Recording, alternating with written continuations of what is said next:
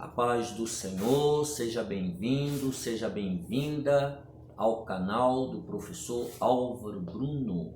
É sempre uma honra e um prazer ter você aqui conosco. Já deixa aqui embaixo o seu gostei ou o seu não gostei, se inscreva no canal e compartilhe essa mensagem para que o maior número de pessoas também sejam alcançadas. Esse estudo de hoje chama-se Sinais que Antecedem a Volta de Cristo. É aquela série que nós estamos meditando sobre o final de todas as coisas. Na primeira lição, na primeira aula, no primeiro estudo, nós estudamos o que é escatologia, estudamos o seu significado, estudamos alguns dos seus desdobramentos, falamos um pouco sobre a grande tribulação e agora nós vamos começar a aprofundar tratando sobre os sinais que antecedem a volta de Cristo. Eu vou ler em Mateus 24, versículo 3. E estando assentado no Monte das Oliveiras, chegaram-se a ele os seus discípulos, em particular, dizendo: Dize-nos quando serão essas coisas. Para que a igreja não seja apanhada de surpresa, Jesus revelou alguns sinais que devem anteceder a sua vinda.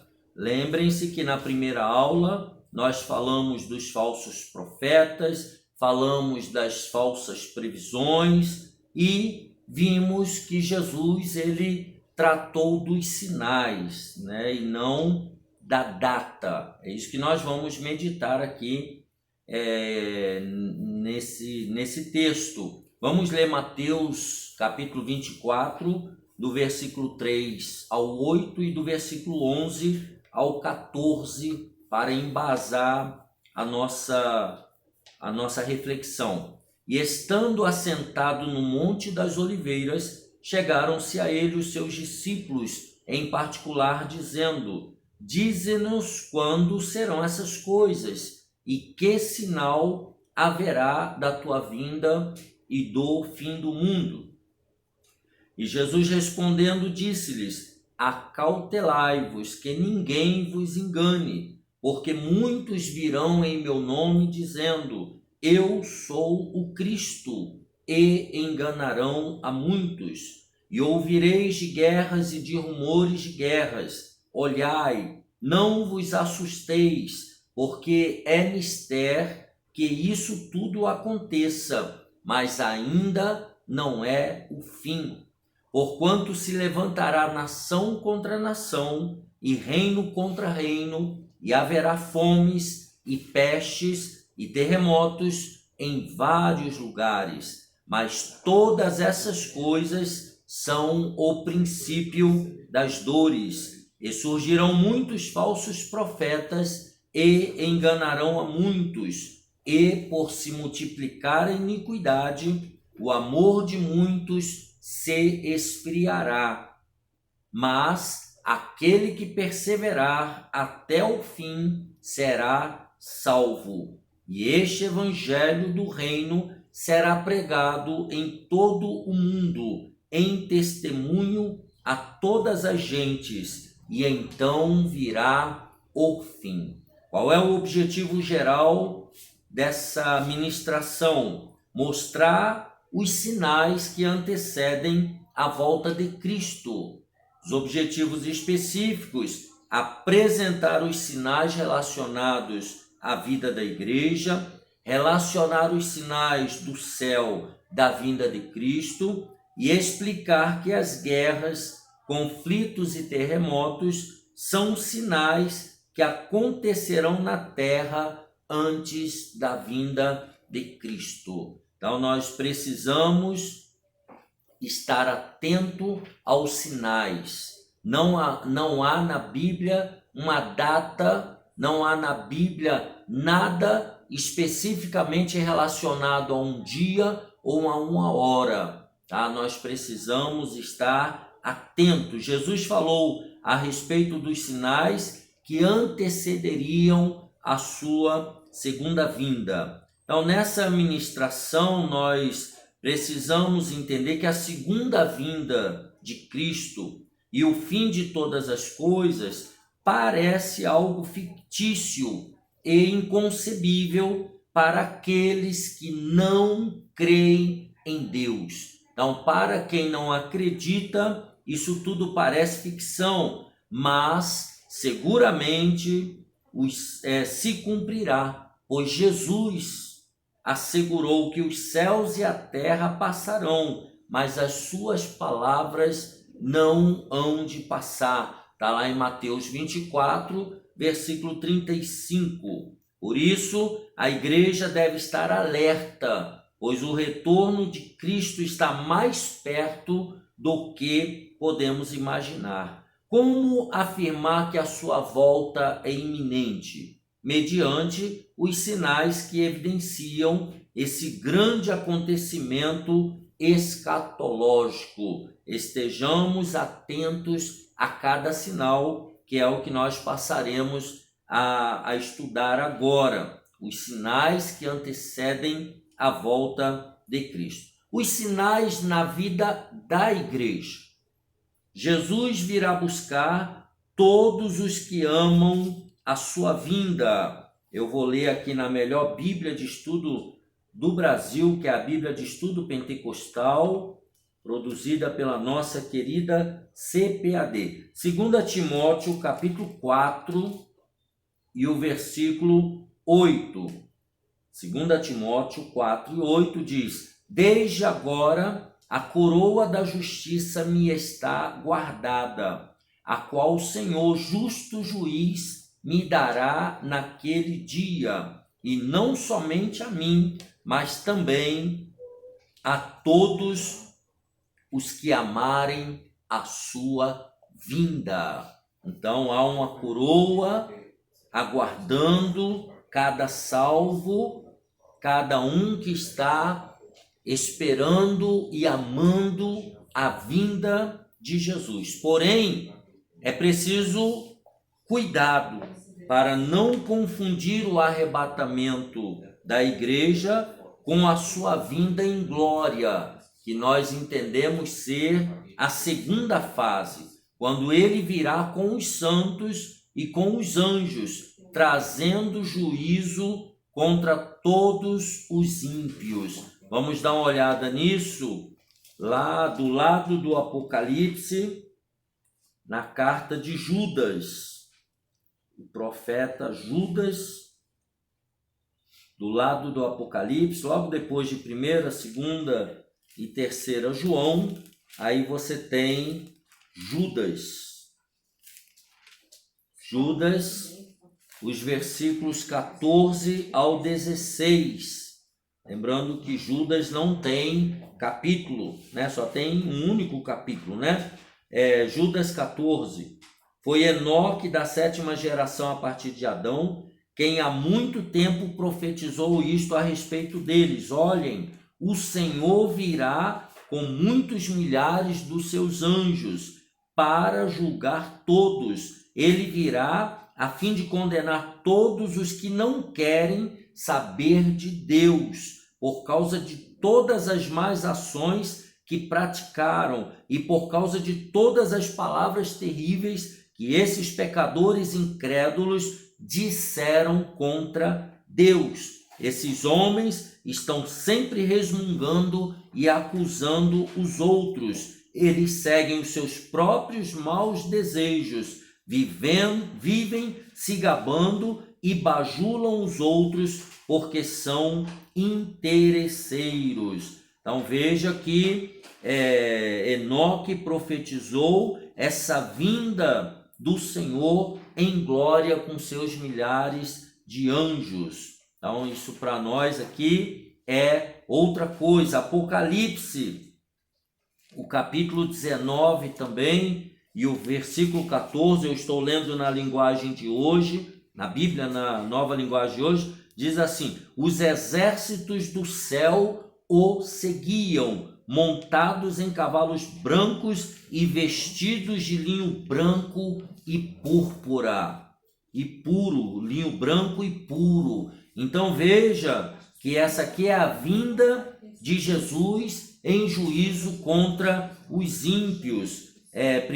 Segunda Tessalonicenses também, voltando um pouquinho, né? Segunda aos Tessalonicenses, capítulo 1 e o versículo 7, na linguagem de hoje diz assim: e dará descanso a vocês e também a nós que sofremos. Ele fará isso quando o Senhor Jesus vier do céu e aparecer junto com os seus anjos poderosos. Então, nós temos que separar a vinda de Jesus para o arrebatamento da igreja e a vinda de Jesus numa segunda fase em glória. É assim que nós entendemos essa parte da escatologia. Número 1, os falsos cristos e os falsos profetas, que é um dos sinais, principalmente para a igreja.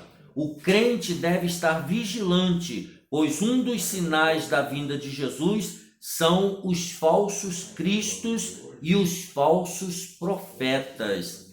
Para não sermos enganados, precisamos conhecer a palavra de Deus. Não tem outra maneira de estarmos vacinados contra os falsos cristos, contra os falsos profetas. É somente através da palavra de Deus. Não negligencie o estudo bíblico. Leia e medite na palavra de Deus, pois ela é um escudo protetor contra os falsos ensinos e contra tudo que não procede de Deus. Então, somente meditando, estudando, ouvindo a palavra de Deus é que nós temos um escudo protetor contra os falsos ensinos e contra tudo que não procede de Deus. Os falsos cristos e falsos profetas, eles costumam ter grande eloquência, grande carisma, e eles têm uma boa argumentação. Por isso, Jesus alertou a respeito da vigilância e do discernimento. Lá em Mateus 24, versículos 4 e 5, tá? Na leitura bíblica que nós lemos, e Jesus respondendo disse-lhes: acautelai-vos, que ninguém vos engane, porque muitos virão em meu nome dizendo: eu sou o Cristo, e enganarão a muitos. Meu irmão e minha irmã, somente meditando, estudando, lendo a palavra, ouvindo a palavra de Deus, conferindo na palavra de Deus, é que nós não seremos enganados por falsos cristos e falsos profetas. Esse é um sinal. Um outro sinal chama-se apostasia. Você sabe o que é apostasia? Apostasia significa desvio, afastamento, quer dizer abandono premeditado e consciente da fé cristã. Então, a pessoa, quando ela decide abandonar Jesus, decide abandonar a palavra de Deus, decide abandonar a fé cristã de maneira consciente e taxativa. A Bíblia chama isso de apostasia. O aumento da apostasia é um sinal que evidencia a segunda vinda de Jesus. Segunda Tessalonicenses capítulo 2, na linguagem de hoje, o versículo 3, ele diz assim: não deixem que ninguém os engane com nada disso, pois antes desse dia terá de acontecer a revolta contra Deus e terá de aparecer o perverso, que está condenado a ir para o inferno. Então veja que antes de acontecer o arrebatamento da igreja, vai acontecer então essa apostasia, esse desvio de pessoas que antes andavam com Deus e decidem não andar mais, decidem não acreditar mais, decidem não esperar mais. O apóstolo Paulo, ele alertou a igreja quanto ao perigo da apostasia. Está em 1 Timóteo 4:1, e eu passo a ler, que diz assim: mas o Espírito Santo expressamente diz que nos últimos tempos apostatarão alguns da fé, dando ouvidos a espíritos enganadores e a doutrinas de demônios. Então as pessoas procurarão um evangelho mais fácil, eles darão ouvido a espíritos enganadores, a charlatões, darão ouvidos a doutrinas de demônios, coisas que claramente vêm do inferno, vêm do diabo, mas algumas pessoas desavisadas, por não lerem a palavra, vão dar ouvidos e vão apostatar da fé, vão abandonar a fé verdadeira. No Antigo Testamento, vemos por muitas vezes que os israelitas apostataram-se, abandonando ao Senhor e a sua lei, mas eles receberam a recompensa por se desviarem do Senhor. Jesus voltará e julgará os apóstatas, dando-lhes a recompensa que merecem. Para Deus, a apostasia é sempre vista como um adultério espiritual. Basta fazer menção à nação de Israel, que foi arrancada do Egito com braço forte por Deus e por Moisés e Josué no deserto. Aquela geração andou ali durante 40 anos e morreram todos, entrando em Canaã. Somente daquela geração, somente Caleb e Josué e mais ninguém. Então veja que eles receberam a recompensa, porque eles desobedeceram, eles apostataram, eles abandonaram ao Senhor, eles se revoltaram contra Deus. Nada para eles estava bom. Parece até hoje alguns cristãos. Não tem igreja boa para eles, nada tá bom, não tem pastor bom, não tem ensino correto, nada para eles está bom. Você pode ser o maior apologeta, o maior pregador, o maior ensinador, a igreja mais maravilhosa, eles vão achar defeito. Isso é um sinal de apostasia. A pessoa está procurando um motivo para abandonar a Deus.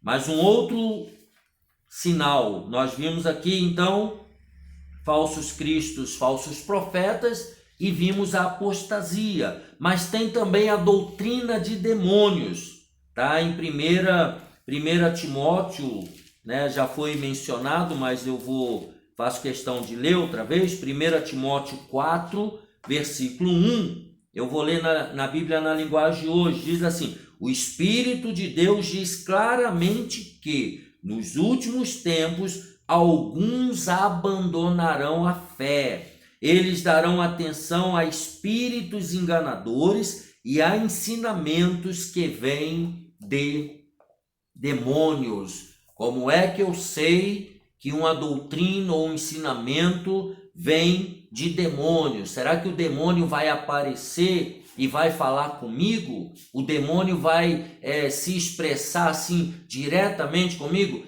É lógico que não. Os demônios, eles usam pessoas, eles usam homens e mulheres, pessoas eloquentes, pessoas inteligentes, mas estão sendo usadas por demônios para ensinar o quê? Doutrina de demônios, doutrina do inferno, ensinamentos que não tem nada a ver com a palavra de Deus. E eu e você precisamos tomar muito cuidado. Então, os falsos mestres e os seus ensinos eram e continuam sendo uma ameaça para a igreja e para a fé cristã. Atualmente, muitos estão se deixando seduzir por doutrinas de demônios. Sabe aquele evangelho fácil, aquele evangelho que não dói, aquele evangelho que você não tem que fazer nada, já tem alguém que ora por você, alguém que vai a Deus por você, alguém que faz tudo, você não precisa fazer nada.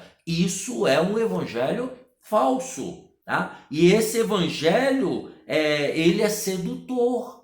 Quem não gosta de vida fácil? Quem não gosta de coisa boa? Mas quando se trata do evangelho, tome cuidado, o evangelho tem cruz, o evangelho tem sofrimento, o evangelho não é mar de rosas. A Bíblia diz que para você entrar no céu, a gente aplica força, tem que se esforçar. Então, muito cuidado, meu irmão, com esses evangelhos, esses ensinos fáceis, né?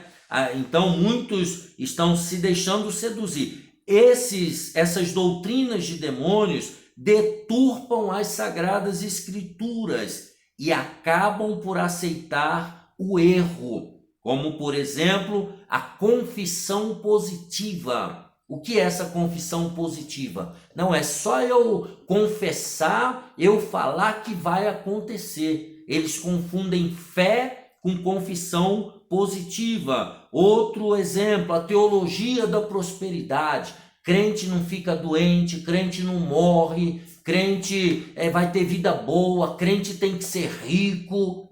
Irmãos, onde está isso na Bíblia? Então tem essa teologia da prosperidade, que para você tudo vai dar certo. Na Bíblia não fala isso. Para Jó, se você ler lá o livro de Jó, você vai ver que no começo ele era próspero, ele era podre de rico, mas depois tudo começou a dar errado. E lá no versículo 41 e 42, então a vida dele começa a virar. Então não tem nada disso de teologia da prosperidade. E um outro erro, culto aos anjos, né? Culto aos anjos e muitas crendices e misticismos que corrompem a sã doutrina. O que é misticismo? É você ficar usando o evangelho, usando a Bíblia para inventar uma falsa, uma mentirosa espiritualidade. Crendices, né? Lembra da caixinha da promessa? Aquela caixinha da promessa só tinha versículo bom. Qualquer versículo que você tirasse era versículo bom. E aí o crente saía na rua, era atropelado. O que aconteceu com aquele versículo? Tá? Crendice, o horóscopo do crente, né? Tem crente que só sai de casa depois que vê o Salmo 91, que é achando que o Salmo 91 vai proteger ele de todo mal. Não é isso. Quem protege cada um de nós é o nosso Deus, o Pai, o Filho e o Espírito Santo. É o Emanuel conosco. Só ele merece toda honra e toda glória. Anjos, arcanjos, querubins e serafins não recebem e não precisam ser cultuados pela Bíblia, tá? Sabemos que Satanás é enganador, ele procura de todas as formas iludir os crentes, a fim de que eles abandonem a fé verdadeira. Por isso nós precisamos estar vigilantes. Muitos que se dizem crentes já estão aceitando e até legislando em favor do aborto, da homossexualidade, da disfunção familiar. Então, crentes que estão defendendo a legalidade desses atos que nós acabamos de citar. A Bíblia diz que Deus abomina o pecado. Em Hebreus 12:14 diz: sem santificação ninguém poderá ver o Senhor. Toda pessoa que se converte ao Evangelho de Cristo precisa acertar o passo, precisa guardar os mandamentos, precisa obedecer o Evangelho de Jesus de Nazaré. Atualmente temos visto o evangelho do entretenimento, que agrada a muitos, levando-os a uma vida sem compromisso com Jesus e sem santificação. Vamos ver 1 Pedro logo depois de Tiago. 1 Pedro, capítulo 1 e o versículo 15. Olha o que diz na linguagem de hoje. Pelo contrário, sejam santos como Deus, né? Sejam santos em tudo o que fizerem, assim como Deus que os chamou é santo. O nosso Deus, ele é santo, e eu e você também precisamos ser santos, tá? Por não conhecerem a palavra de Deus e não viverem segundo ela, muitos acabam sendo levados pela apostasia moral, que é a definição para doutrinas de demônios, né? Doutrinas de demônios, um evangelho que defende o aborto, que defende a disfunção familiar, que defende divórcio por qualquer motivo e etc e tal. Isso são doutrinas de demônios. Tá? Cuidado. E um outro sinal para a vida da igreja. Isso aqui nós estamos falando para quem segue a Bíblia, tá? Para quem vive na igreja, para quem vive na igreja de Cristo, a igreja espiritual. Não estamos falando quatro paredes, denominação, não, estamos falando da igreja de Cristo, a igreja espiritual, a igreja que será arrebatada, eu e você. Um outro sinal, perseguição aos crentes. Ao falar a respeito dos tempos do fim, Jesus previu grandes perseguições aos seus discípulos. Mateus 24 e 9, não está na leitura bíblica, mas nós vamos ler Mateus 24 e o versículo 9. Mateus 24, sermão escatológico, Mateus 24 e o versículo 9. Diz assim: depois, olha que coisa tremenda, falando para os discípulos, depois vocês serão presos e entregues para serem maltratados, e vocês serão mortos. Pedro, por exemplo, foi morto de cabeça para baixo. O apóstolo Tiago foi decapitado. Todos os odiarão por serem meus seguidores. Então fala de perseguição aos seus discípulos, aos seguidores de Jesus. Os cristãos do primeiro século foram perseguidos e muitos perderam a sua vida por amor a Cristo. Nós acabamos de citar o primeiro mártir lá no capítulo 7 de Atos dos Apóstolos, foi Estevão. Tá? Atualmente, em muitas nações há uma perseguição mais velada, mais subliminar, mas os cristãos continuam sendo alvo de perseguições. Quantos nas universidades não são perseguidos e se tornam alvo de chacota por declararem a sua fé em Cristo? Ou seja, muitos cristãos sofrendo bullying nas escolas, nas universidades. Nenhuma outra religião tem tantos fiéis mortos quanto no cristianismo. Todo cristão atrai o ódio dos ímpios, o ódio de endemoniados, o ódio de pessoas que não temem a Deus. Mas há uma promessa para os que forem fiéis na tribulação. Então, para mim e para você, vamos ver Mateus capítulo 5 e os versículos 11 e 12. Felizes são vocês quando os insultam, perseguem e dizem todo tipo de calúnia contra vocês por serem meus seguidores de Jesus. Fiquem alegres e felizes, pois uma grande recompensa está guardada no céu para vocês, porque foi assim mesmo que perseguiram os profetas que viveram antes de vocês. Então nós devemos, as palavras de Jesus, ficar alegres e felizes, pois há uma grande recompensa para quem é perseguido por causa de Jesus.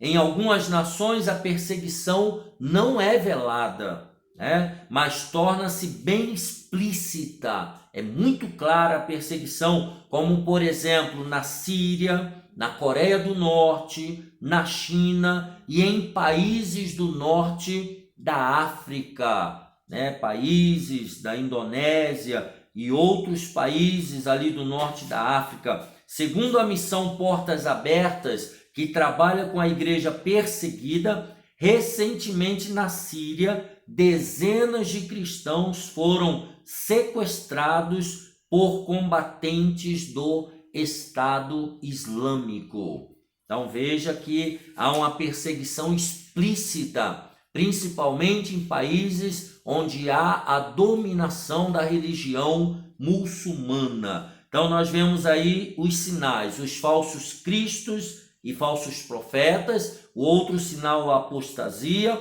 o outro sinal a doutrina de demônios e o outro sinal a perseguição aos crentes. São sinais na vida da igreja, a igreja espiritual, são compostas por mim e por você. Os sinais nos céus da vinda de Cristo, sinais do céu. Jesus alertou que antes da sua vinda haveria vários sinais, como por exemplo, grandes terremotos e fomes, pestilências, coisas espantosas e grandes sinais no céu. Lucas 21 e 11. Notemos que o texto sinais do céu e não sinais no céu. São sinais que aparecerão no céu. Não devemos especular e muito menos ensinar sobre assuntos que não estão revelados na palavra de Deus,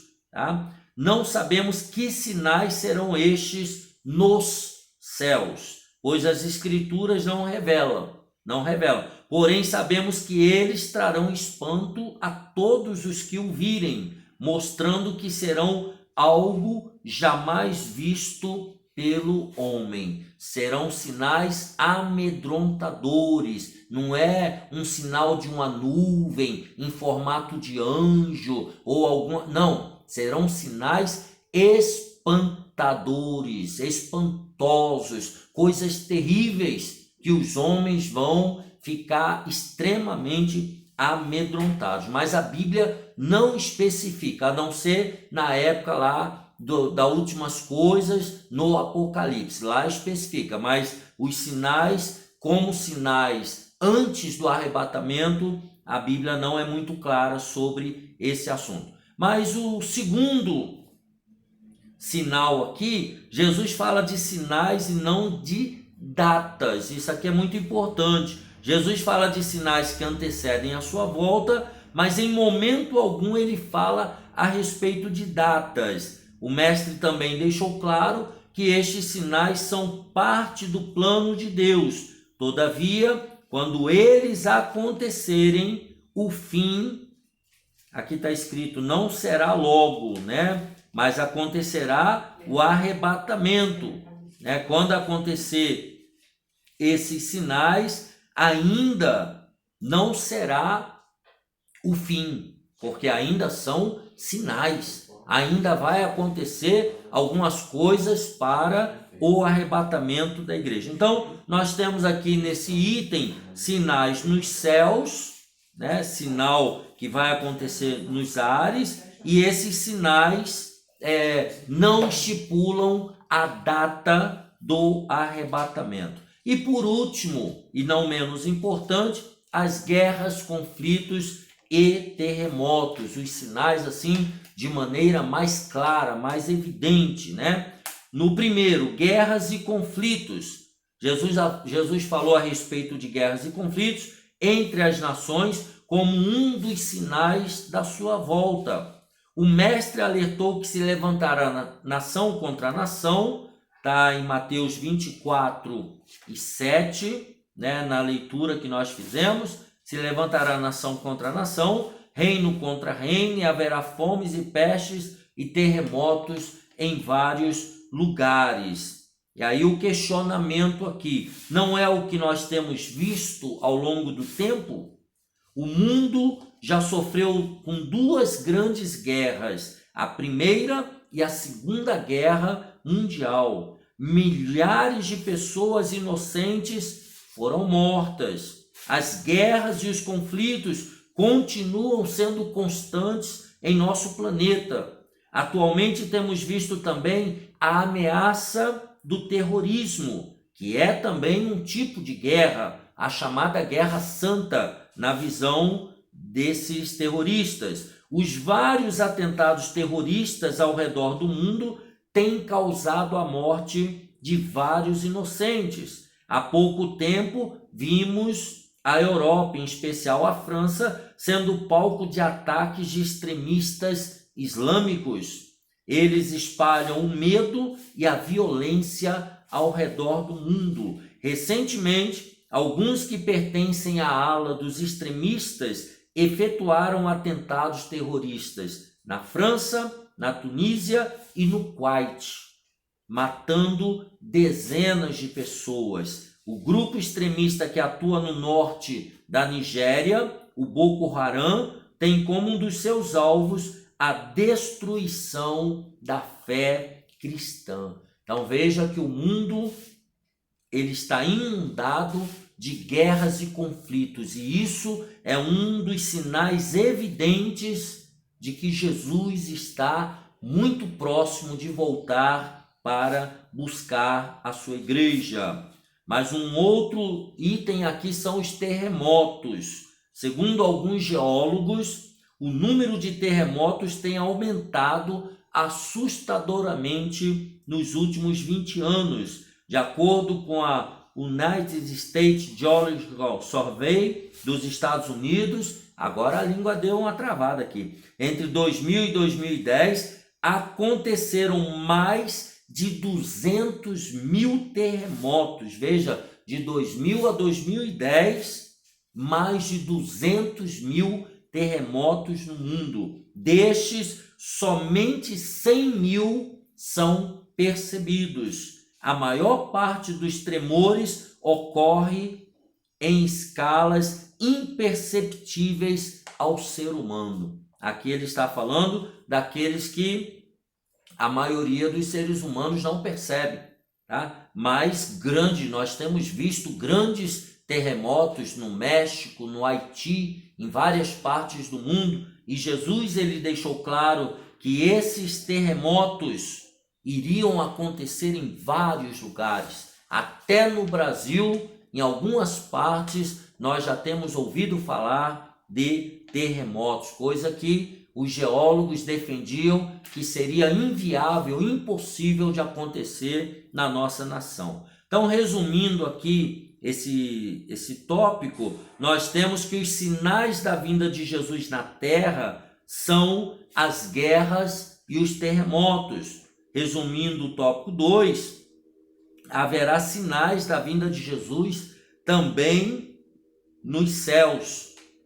E na primeira parte, um dos principais sinais da vinda de Jesus na vida religiosa é o surgimento dos falsos cristos, falsos profetas, a apostasia e as doutrinas de demônios, que nós devemos tomar muito cuidado. Conclusão: os sinais que prenunciam a volta de Jesus estão se cumprindo a cada dia. A apostasia tem se evidenciado no meio das igrejas evangélicas, a ponto de a Bíblia não ser mais referência para a conduta de muitos que se dizem cristãos. Então tem muita gente querendo viver o evangelho de Cristo sem obedecer à Bíblia Sagrada. E na natureza há fenômenos que indicam o cumprimento das previsões apocalípticas. Na vida moral, certamente, há um maior grau de fatos que comprovam o aumento da iniquidade humana. Mas a Igreja de Jesus Cristo deve continuar em oração e vigilância, como coluna e firmeza da verdade, conforme diz Paulo a Timóteo, em 1 Timóteo 3,15, aguardando em santificação a volta de Jesus. Então essa meditação é sobre os sinais que antecedem a volta de Cristo. Meu irmão, vigiemos, oremos, peçamos a Deus misericórdia e graça para nós suportarmos esses últimos tempos da vida humana na terra, esses últimos tempos da igreja neste mundo. Que Deus te abençoe e te guarde. A nossa próxima reflexão será esperando a volta de Jesus. Como é que eu espero a volta de Jesus? Como é que eu aguardo? O que eu tenho que ter para esperar a volta de Jesus? Como é que eu tenho que me prevenir? Quais são as atitudes que eu tenho que ter antes da volta de Jesus? Fique comigo e nós logo estaremos de volta. Um abraço apertado, deixa aqui embaixo o seu gostei e até a próxima, se Deus quiser.